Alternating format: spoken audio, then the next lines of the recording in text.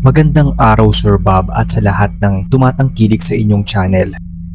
Tawagin niyo na lang akong Sheena, taga Antipolo. Isa po kayo sa sinusubaybayan ko at madalas painggan. Napapagaan niyo kasi yung araw ko, lalo kapag nasa dorm lang ako. Itong kwentong sinend ko po sa inyo ay hindi ko karanasan, kundi sa daddy ko po. At sinasabi ko sa inyo na sa tuwing kinukwento niya to ay kinikilabutan pa rin ako. This story happened mga 15 years ago na yata. I was 5 years old back then. Naiwan kami ni mama dito sa Antipolo while si dad ay na-assign sa Mindanao. Sobrang layo ng nilipatan niyang office. Mahigit 1 year din siya nagstay doon. Sabi ni dad, isa sa worries niya pag natatravel na siya with his car ay yung ambush o yung ma-hold up ba pag andoon na siya sa Muslim area. Lalo na nung mga panahon na yon. No disrespect po. Nung mga panahon kasi na yon ay kainitan ng labanan sa gobyerno. Kaya nagsuggest yung isang kasama niya sa trabaho to travel from Batangas to Mindoro, to Katiklan, to Iloilo, to Bacolod, to Dumaguete, to Dipolog, and to Zamboanga, his last destination. Yan na raw nun yung pinakamabilis at safest route kesa sa Leyte summer route. Akalain nyo kung ilang stops yan. Inabot daw ng mahigit 4 days noon si Papa, plus time na naligaw siya. Pero mabilis pa rin daw yan kesa sa isang route. Yan yung pinaka-scary part. He was taking the route from Katiklan to Iloilo. Pero pagdating daw niya sa boundary ng Iloilo ay kung saan-saan daw siya napadpad noon. Hindi daw niya nakita yung Iloilo proper o yung Haro Iloilo na madadaanan na papuntang pier. Hindi raw niya alam noon kung bakit napaliko siya sa isang bayan na yon sa Iloilo na halos lubak-lubak na rin ang daan. Nakarating siya sa dulo at wala na raw kasunod na bayan noon. Parang boundary na raw yon ng Antique at Iloilo at kabundukan na yung likuran noon. Ang nakakainis daw sa lugar ay hindi gaanong makahagilap ng signal, so hindi siya maapag-text o tawag. At dahil paggabi na raw nang mapadpad siya doon, ay naghanap na lang daw siya noon ng matutulugan at magtatanong na lang daw siya kinabukasan. Buti na lang daw at may paupahan na bakante doon, kaya nakiusap siya na kung pwede ay magstay siya ng isang gabi lang. Pumayag naman daw yung may-ari. 2 floors daw yon at sa baba ay yung parang tindahan na sarado na. Doon daw sa taas yung paupahang kwarto. Unang napansin ni dad ay luma na yon at yari lang sa kahoy yung nasabing bahay paupahan. Hindi lang daw yung bahay ang nagbigay kilabot sa kanya noon, kundi pati na yung ilaw. Mas malinaw pa nga raw yung flashlight ng cellphone niya kesa doon sa dilaw na ilaw na nandoon sa second floor. Sa banyo at kwarto ay ganoon din daw ang mga ilaw. May isang higaan din daw doon na halatang di gaanong nagagamit. Pero pinagtiyagaan na lang daw niya kesa maghanap pa ng ibang matutulugan. Napapagod na rin daw siya noon at inaantok na rin. Pero halos kakaidip pa lang niya noon nang makarinig siya ng may hinang kaluskos. Mukhang marami pa raw yatang daga yung nakuha niyang tulugan. Kaya inilawan daw niya yung paligid ng cellphone niya. Wala naman daw. Pinilit daw niyang makatulog ulit. Pero maya-maya nakarinig na naman siya ng parang may tumatawang mga bata. Sobrang hina lang daw nun. Napatingin siya sa oras at almost 10 PM na daw. Pero inisip niya na baka may mga bata pa sa labas. Kaso, yung mahinang hagik-gikan daw na yon ay palakas ng palakas. At parang doon lang daw nanggagaling sa kwarto na tinutulugan niya. Nang pailawan niya ulit yung buong kwarto, ay may nakita daw siyang maliit na aninong nagtatakbuhan. Kinilabutan daw siya at napabangon sa higaan. Hindi raw siya pwedeng magkamali sa mga nakita at narinig niya. May mga bata talaga nagtatawanan na naghahabulan sa loob ng kwarto. Pero ang nakakapangilabot daw doon ay hindi daw niya nakita at mga anino lang daw ng mga ito sa dingding yung nakita niya. Napabalikwas daw ng tayo noon si dad at medyo napamura pa. Napahinga siya ng malalim at kahit ramdam yung kilabot, pinilit niyang makaalis ng kwarto na yon. Pagdating daw niya sa baba ay parang nanlaki daw yung ulo niya at nahilo. Namamanhid daw yon. Tapos nangihina din yung mga tuhod niya. Sobrang bigat din daw ng dibdib niya. Noon lang daw siya natakot ng husto sa tanang buhay niya. Akala nga niya ay aatakihin na siya. At kahit sa first floor daw ay may nadidinig siyang mga yabag. Wala naman daw tao doon sa first floor, pero pakiramdam niya noong mga oras na yon ay marami siyang kasama at nakatingin sa kanya. Nagmamadali daw siyang lumabas ng bahay na yon. Pagkalabas ay napaatras daw siya at napatingala. Nagulat na lang daw siya nang makitang parang ang daming aninong naglalakad ng pabalik-balik sa taas doon sa pinag-istayan niyang kwarto. Hinayaan niya kasing nakailaw nun sa labas ng kwarto, kaya nakita niya yung mga anino sa refleksyon. Nagstay na lang daw siya nun sa sasakyan at naghintay na mag-umaga. Nagulat ba daw siya nun nang may biglang kumatok sa bintana ng sasakyan niya. Napatingin daw siya sa labas at maliwanag na. Tindera daw yon dun sa bakery ang kumatok. Nakaharang kasi yung sasakyan niya sa pwesto nila. Inusog na lang daw yon ni Dad at bumaba. Bumili muna siya ng tinapay at nagtanong kung nasaan na siya at kung saan ang daan papunta sa Iloilo proper. Nagtaka naman daw yung tindera kung papaano siyang napadpad doon gayong malayo pa ang Iloilo City. Parang inaantok o naiidip na daw kasi noon si Dad. Parang hinahatak daw siyang lumiko sa lugar na yon na mali palang likuan. Sa dulo na daw yon at walang lusutan. Kailangan daw bumalik ni Dad sa nilikuan niya. Dire-diretso naman daw ang daan. Pero ang natatandaan daw niya noon ay sobrang lubak ng daan at liku-liku pa. Nagtaka naman daw yung tindera kung saan siya naglagi. Kung magdamag daw ba siya sa sasakyan. Sinabi ni Dad na may inupahan siyang isang kwarto at tinuro niya yung bahay. Nagulat pa daw siya nang makita yon sa liwanag. May parang bakas pa raw yon ng sunog. Pero bago pa niya tanungin ay sinabi na ng tindera na nasunog daw yung bahay na yon 2 years ago pa. Tinanong siya ng tindera kung nakatulog daw ba siya talaga doon. Umiling-iling lang daw si Dad. Natawa daw yung tindera at sinabing marami daw namatay sa bahay na yon nang masunog. At ang alam nila ay walang tumatagal na nangungupahan dahil marami daw ang nagmumulto. Napamura pa nga daw noon si Dad. Kung mamalasin daw talaga, naligaw na nga, minulto pa. Buti na lang daw at natuntun naman niya yung tamang daan. Naging tuloy-tuloy ang biyahe niya hanggang Zamboanga. Isa daw ang biyaheng yon sa pinakamaganda at nakakatakot niyang biyahe sa tanang buhay niya. Isa pa raw, pinakamatagal. Dahil halos mag-5 days din siya naglakbay dahil sa dami ng stopover at tagal ng dating ng mga barko. Ito lang po yung masasabing wrong turn story ng dad ko. Sana ay nagustuhan ninyo ang kwento.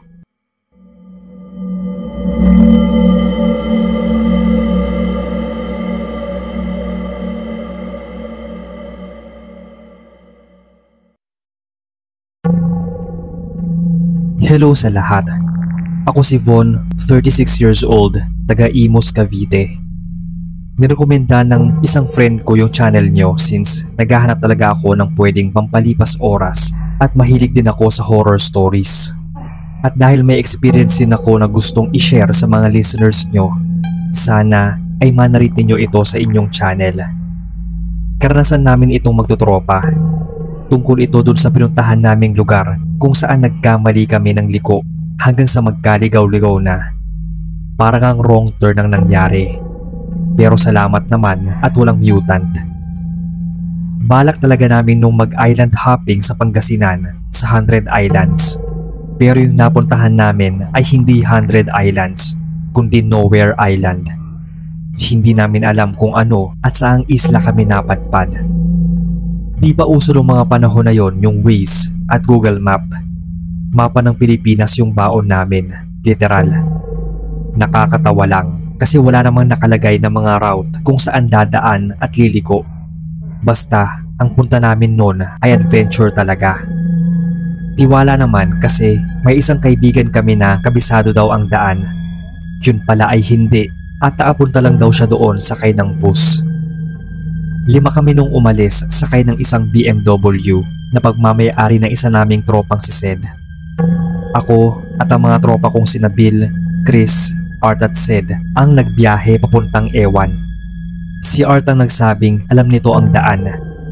Pero nung nagbabiyahe na kami ay wala na raw itong matandaan. Bukod kasi sa bus nitong sinakyan ay gabi pa itong bumiyahe. Imbis na mainis ay sinabi na lang namin na gawin na lang adventure ang lakad na yon kahit saan man kami mapadpad. Pero syempre hindi ko naman hiniling noon na maligaw kami pero yun pa rin ang nangyari. Dahil lang sa dalawang magkaibang daan na di daw alam ni Art kung saan dumaan yung bus na sinakyan niya ay nagkaletse-letse. Mahigit 18 years na to nangyari at nasa late 30s na nga kami ngayon. Imagine nung time na yan, wala pa gaanong mapagtanungan ng route o daan papunta sa isang lugar. Di pa ganun kauso ang mga location at GPS. Ito na nga, nagkamali kami ng liko at yung napuntahan namin may isla din naman, may dagat. Kaso ay puro kakahuyan yung dinaanan namin bago mapuntahan yung baybayin na yon.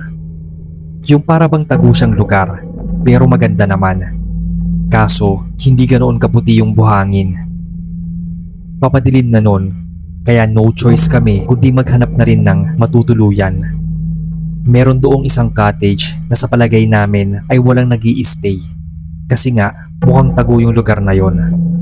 Pero sinubukan namin magtanong-tanong kung pwedeng magamit yung cottage na yon. May isang malaking kama doon na kasya na rin sa aming 5. May sariling banyo kaya okay na sa amin yon. Ang importante ay may matutulugan at kinabukasan na lang aalamin yung tungkol sa lugar na yon at yung daan papuntang 100 Islands. Matutulog na sana kami noon nang sabihin ni Art na ano kaya kung maggala-gala muna daw kami sa tabing dagat para maganda naman daw at saktong maliwanag at kabilugan ng buwan. Pero tinatamad na noon si Sed at napagod daw siya sa pagdadrive. Kaya kaming 3 na lang noon ni na Art at Chris.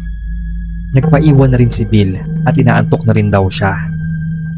Gusto kong uminom noong mga oras na yon pero wala kaming dala dahil ang plano namin ay doon kami sa resort bibili na lang. Dahil nga kung saan kami napadpad kaya walang inom at wala ring kain. Yung mga nabaon lang naming chips at mineral water. Nagaya pa nun si Art na maghanap daw kami ng mabibilhan. May nadaanan naman daw kaming tindahan at baka may tinda daw doon. So naglakad na kaming 3 nun.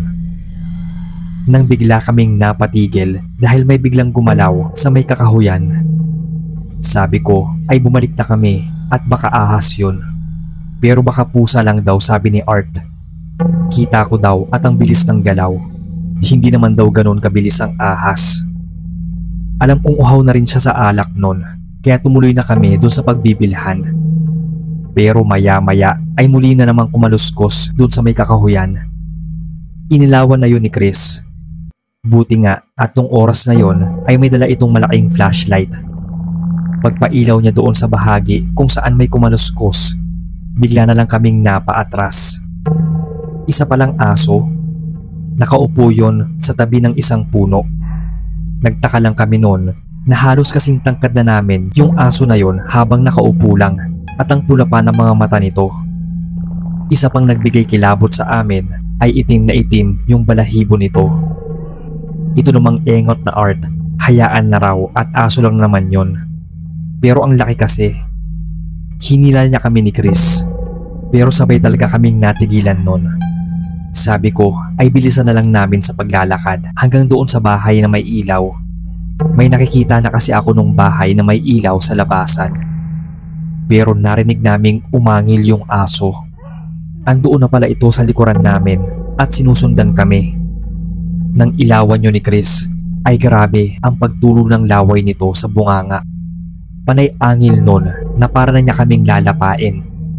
Atras kami ng atras nun dahil nakaharap kami sa kanya. Habang lumalakad siya papalapit sa amin ay paatras naman kami. Sinabi ko talagang walang tatakbo dahil tiyak hahabulin kami nito at siguradong lalapain ng hayop na yon ng buhay. Nanginginig na ako sa takot dahil nga ang laki ng aso na yon. Pero hindi pumasok sa isip namin na baka ibang nilalang yon. Akala namin ay isa na sa amin ang dadambahan nito nang biglang may nagsalita. Sina Bill at Sed. Naasunod lang daw pala sila sa amin. Nakaramdam daw kasi ng gutom si Bill at niyaya nito si Sed na bumili na rin ng makakain. Buti na lang at timing ang pagdating nila nun. Biglang nawala yung malaking aso. Malas lang talaga nun at wala kaming nakitang mabibilhan. Bumalik na lang kami ng cottage. May naabutan pa kaming isang lalaki doon sa labas ng cottage at nang makita niya kami ay bigla din yung umalis. Tatawagin pa nga sana namin pero bigla na lang siyang nawala sa may kakahuyan.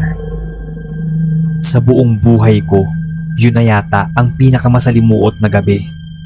Wala talagang naatulog sa amin noon dahil kung ano-anong tunog ng hayop ang nadidinig namin sa labas. Dagdagan pa ng alulong ng aso na di namin alam kung saan nanggagaling.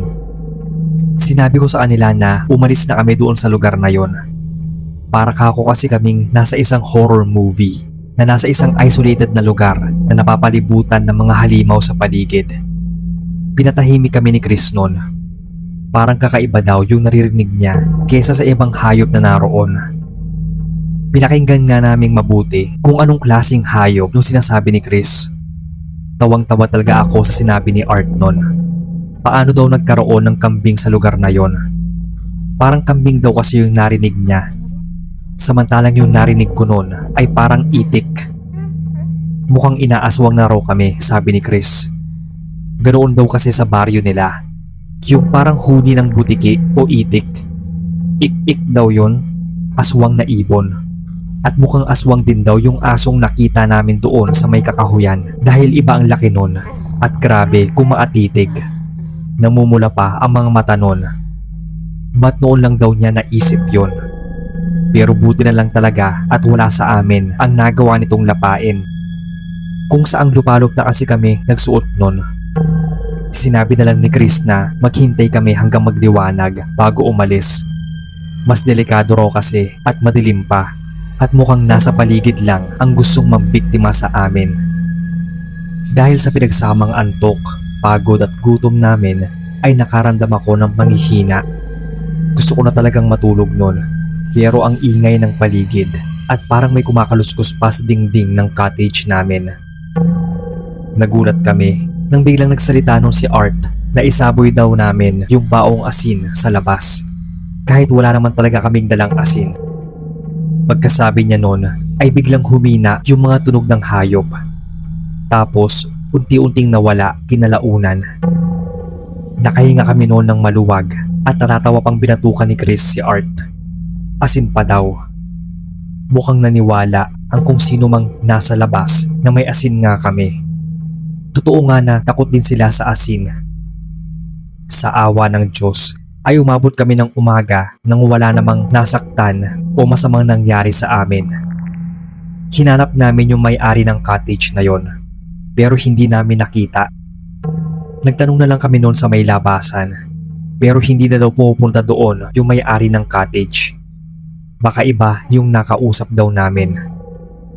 Papasikat pa lang yung araw noon nang umalis kami. Sa wakas, natuntun din namin yung 100 Islands na andun lang pala sa dulo ng islang yon. Karugtong din pala yon ng 100 Islands pero nasa dulo na yon ng isla at bihira na lang puntahan.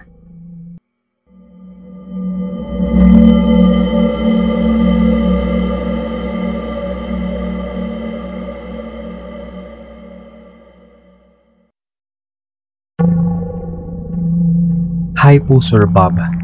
Tawagin niyo na lang akong Estela, taga Marikina. Avid listener ninyo at naghihintay sa mga uploads nyo sa channel. May story lang po akong gustong isend sa inyo. Tungkol ito sa nangyari sa amin ng dalawang kaibigan ko nang mag-hiking kami sa isang kilalang bundok dito sa Luzon. Tawagin na lang po natin silang Jasmine at Andrea. Ang balak talaga namin noon ay doon sa kabilang bundok kami aakyat bilang panata na namin tuwing mahal na araw. Nangyari ito noong 2017. Doon sa kabilang bundok ay kabisado na namin at first time lang talaga namin sa bundok na to.